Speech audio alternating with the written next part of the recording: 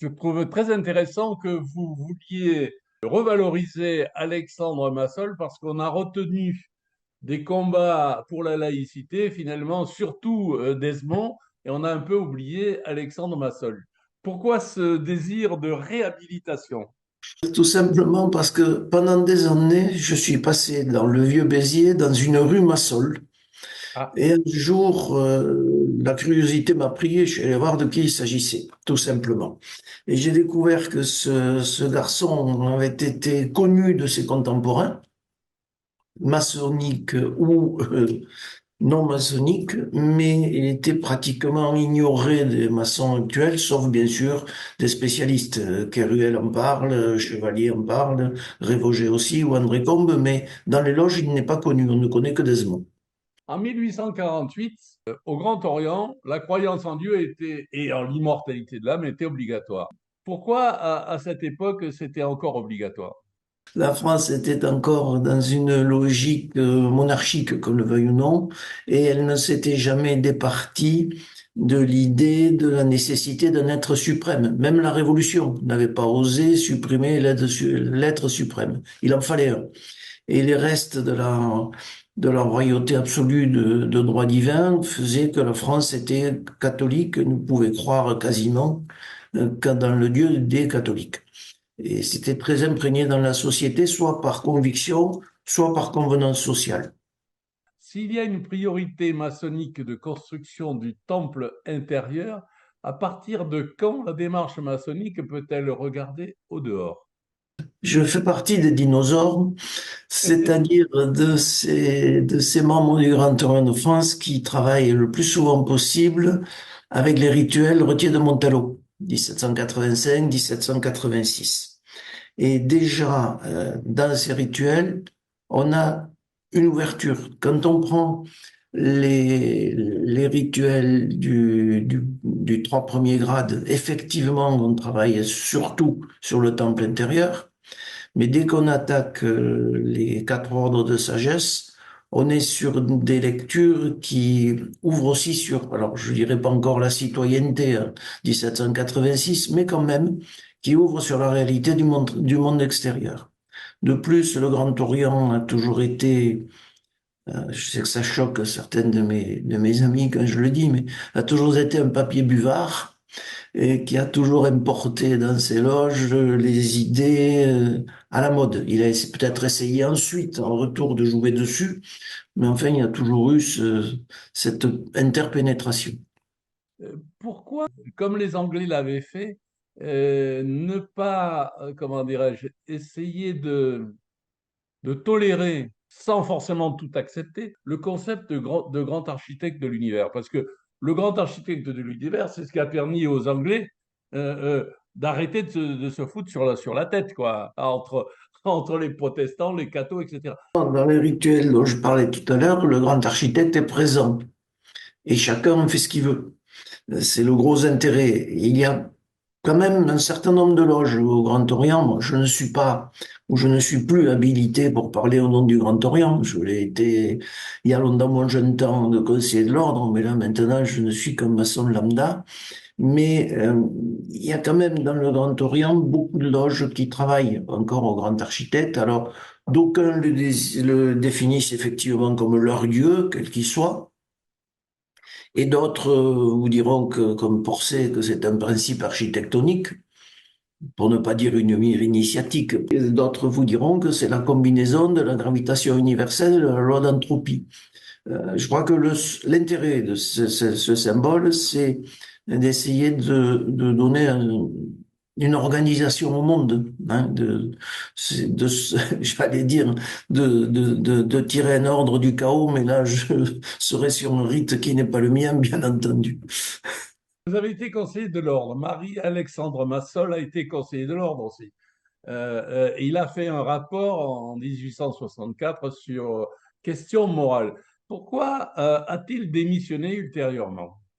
Alors, il a démissionné du Conseil de l'Ordre parce que le Grand Orient, à l'époque, était traversé par un conflit certes fraternel, mais férocement fraternel, dirons-nous, comme souvent dans ces sphères-là. Et il y avait donc d'un côté Massol, Kobe, Colfavru, qu'on retrouvera comme grand maître d'ailleurs, Colfavru. Il y avait aussi des gens comme Roussel qui voulaient faire évoluer vers une morale, ce qui était le cheval de bataille de Massol, une morale indépendante de toute théologie, alors que Massol, comme Desmond, restait croyant jusqu'à la fin de ses jours, hein, mais il voulait ouvrir la porte aux athées. Donc il y avait cette fraction-là, les novateurs, que Richard Gardon, par exemple, attaquait en permanence dans son journal. Et de l'autre côté, il y avait les tenants de l'ordre, je dirais pas réactionnaire, on est en maçonnerie, mais conservateur, tenant de la loi et de l'ordre. Et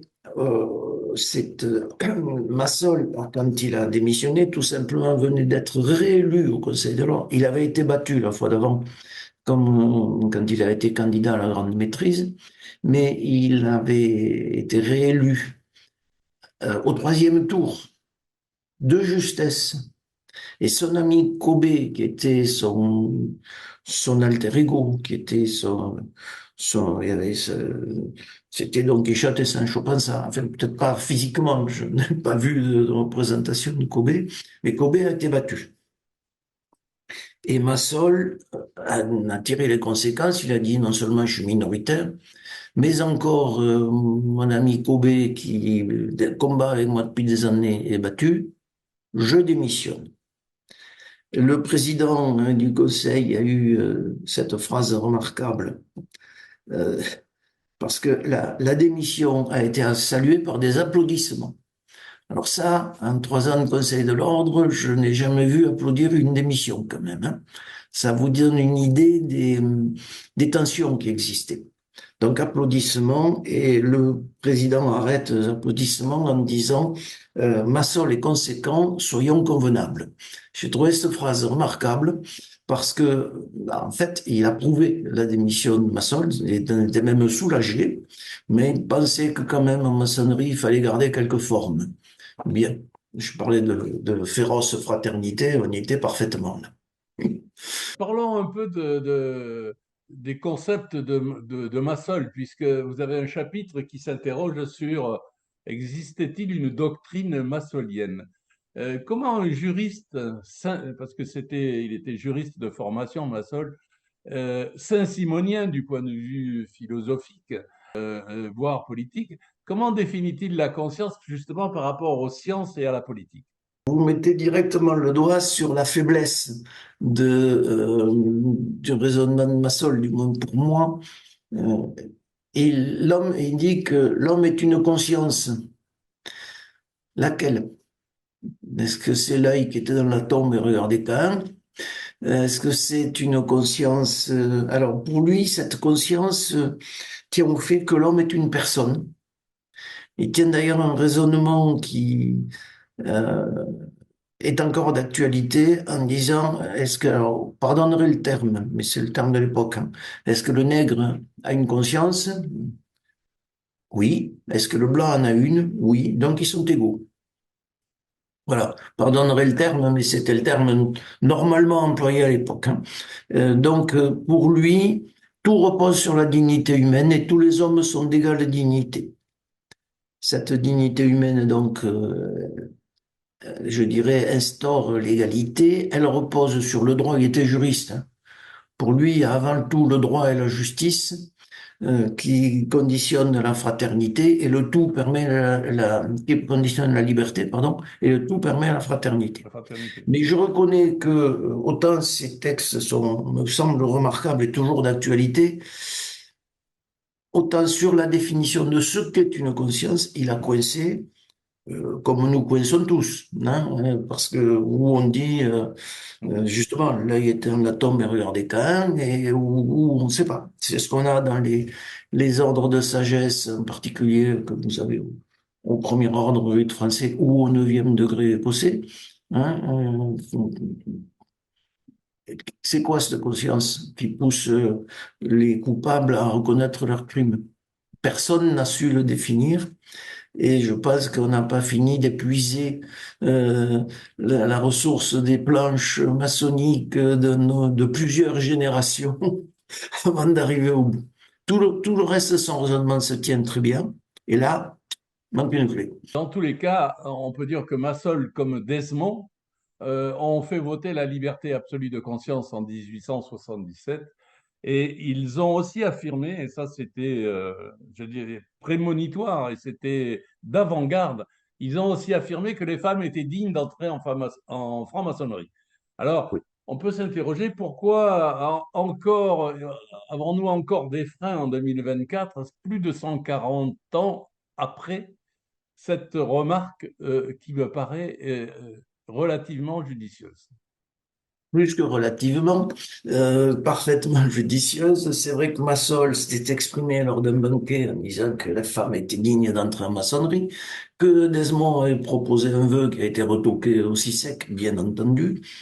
C'est l'époque où on considérait que la femme, alors il disait dans les discours, la femme, bien, certains disaient l'épouse, la mère ou la sœur était trop sous la coupe de leur curé et que donc elle ne serait pas capable de prendre une décision toute seule. Alors, est-ce que ça coince?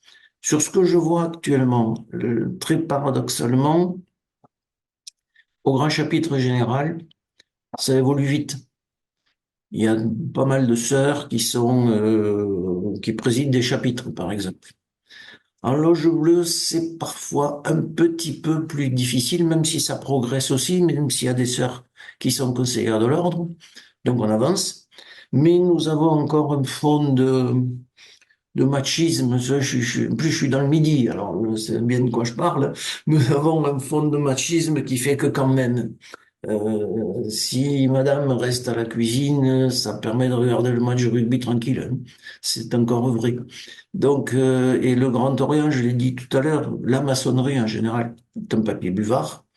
Et même si elle peut être un facteur d'accélération de temps en temps, elle est aussi souvent très imprégnée par le climat extérieur et il faut du temps pour changer.